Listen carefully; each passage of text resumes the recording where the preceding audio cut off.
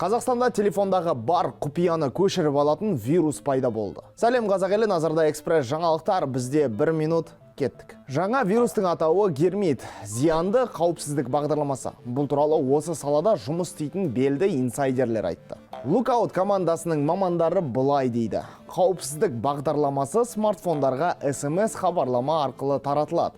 Оны әзірлеген италиялық компания екен. Вирус 2022-нің сәуір айында табылған. Гермит телефон ішіне кіріп кетсе, не болады? Тыңдаңыз. Вирус аудиоматериалдарды жазу, қоңырау соғу және қайта бағыттау, контактілердегі деректер мен телефонның қай жерде екені туралы ақпарат алу сынды маңызды дүниелерді пайдалана алады.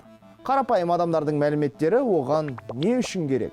Жоғары лауазымды шенеуніктердің, ірі компания басшыларының, ғалымдардың, құқық қорғаушылар мен журналистердің смартфондарынан мәлімет алуға бағытталған.